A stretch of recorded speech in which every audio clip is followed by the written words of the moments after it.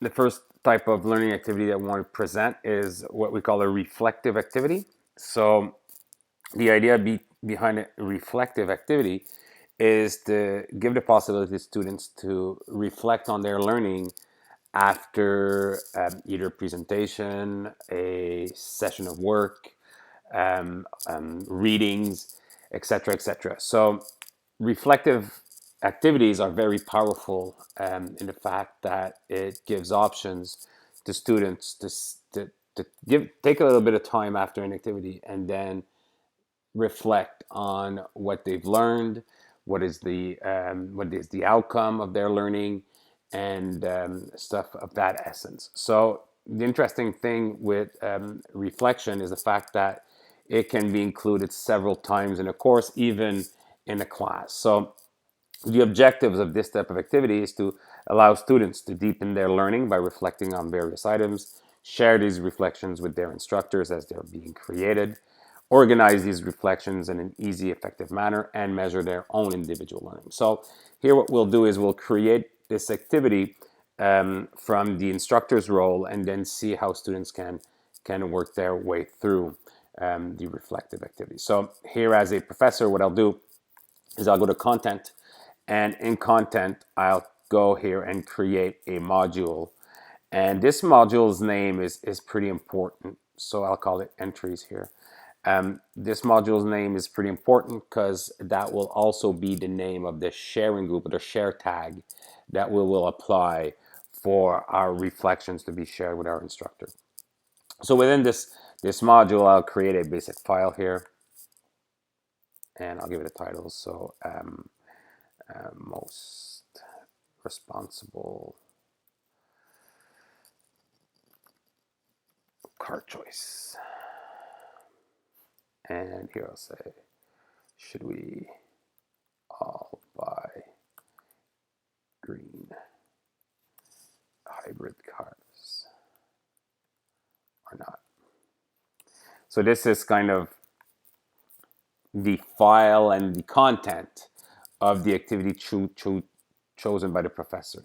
Now me as a student, so I'll log out here of the professor's view.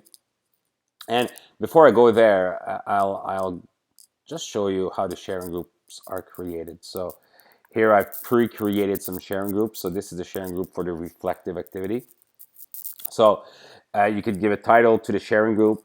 These two options must be checked. This is saying that the sharing group scope will be the course, and I will automatically share some items in for the students within the course. The type of item I want to be shared is a reflection. The tag, so this is where the module name is important, is here the tag name will be the same as the module name. You'll see why later, but this is very important also. And the only member with whom these reflections will be shared is the instructor. So as students are putting down their reflection, that item will be native to their portfolio. But since that tag will be assigned to those reflections, it will also be shared with the instructor. So the instructor will see all reflections for all students, and the students will only see theirs. So that's kind of the setup of this sharing group. So if I go into the course as a student, so I'll go as John here. And as John, what happens with John is if he goes to content, goes to activity resources and looks at this piece of content. So the teacher might have had a debate in class about this question or whatever other type of activity that happens in class.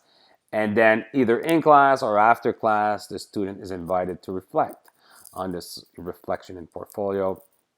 And my thing is, I think we should, card choices, I'll call it here. And my content, we should all purchase Toyota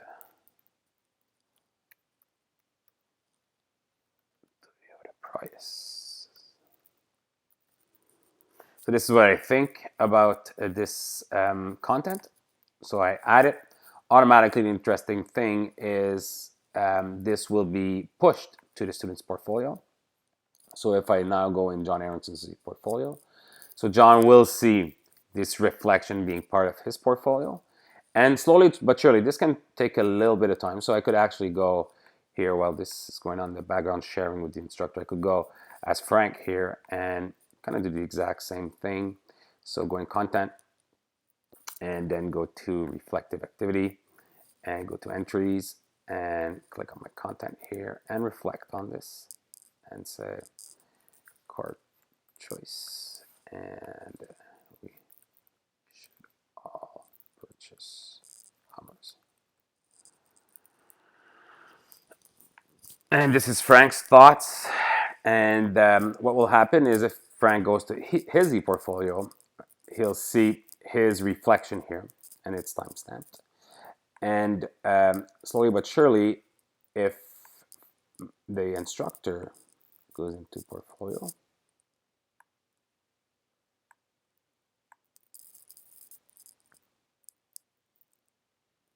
so here it's not popping up right now, but it will pop up.